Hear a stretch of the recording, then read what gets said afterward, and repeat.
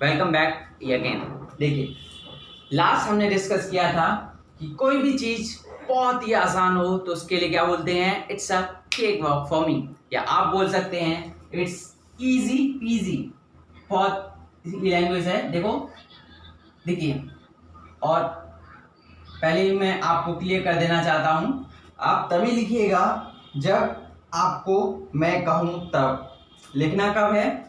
लिखना तब है पहले आप पूरी वीडियो देखेंगे, उसके बाद जब लास्ट में आप वीडियो क्लियर हो जाएगी उसके बाद आपको स्टार्टिंग से प्ले करके फिर आप लिखते चले आएगा जो आपको लिखना हो वो, ठीक है, जो मेन चीज़ों हो वो, ठीक है। इसको मैंने बॉक्स में बंद कर दिया ना। क्या बोल रहे थे हम, कहाँ चल रहे थे? तो हाँ, इसको हम और क्या बोल सकते हैं, इसको हम बोल सकते हैं it's easy PG. It's easy PG यानी बहुत आसान है, ठीक है। कोई भी चीज बहुत आसान है, ठीक है, यानी कि शेर से लड़ना मेरे लिए बहुत आसान है, ठीक है।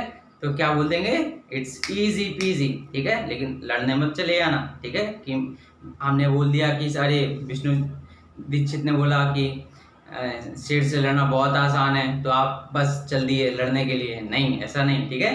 लेकिन just fun for that was just I was just kidding, मजाक कर रहा था। लेकिन इंग्लिश बोलना इज इजी पीजी, ठीक है। It is easy PG, it's easy PG, ठीक है।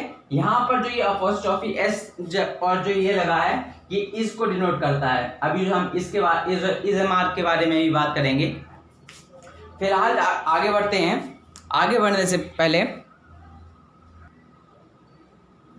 अभी आपको बताया था कि मेनली जो एक्शन होते हैं, यानी कि जो भी जितना भी एक्शन हो रहा होता है, जितने भी काम हो रहे होते हैं, वो काम केवल सिर्फ 3 लोगों के परफॉर्म किए जाते हैं। यानी कि काम करने वाले, यानी कि जो हिंदी में आप लोग पढ़ते हो कर्ता, यानी कि जो सब्जेक्ट, यही पढ़ा है ना आपने।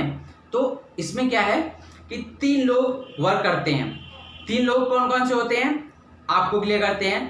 पहला होता है फर्स्ट पर्सन, यानी कि बोलने वाला कौन? जैसे अगर समझ लो आप बोल रहे हो तो आप अपने आप को क्या बोलोगे? आप अपने आप को बोलोगे आई। वो आप अगर आप जानते हैं वेल एंड गुड, ठीक है, नहीं तो मेंशन ऑन, ठीक है। तो फर्स्ट पर्सन क्या है आपका? फर्स्ट पर्सन होगा आई, ठीक है। और फर्स्ट पर्सन में आई और वी दोनों आते हैं। वी कैसे आ गया?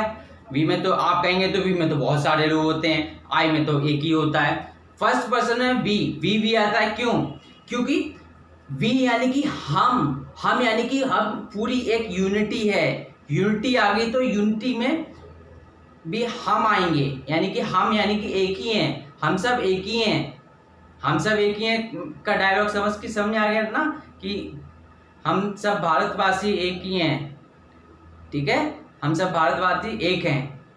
अब अच्छा लग रहा है, तो इसलिए ये फर्स्ट पर्सन में आता है। अब सेकंड आता है, नेक्स्ट आता है आपका सेकंड पर्सन, यानी कि दूसरा व्यक्ति।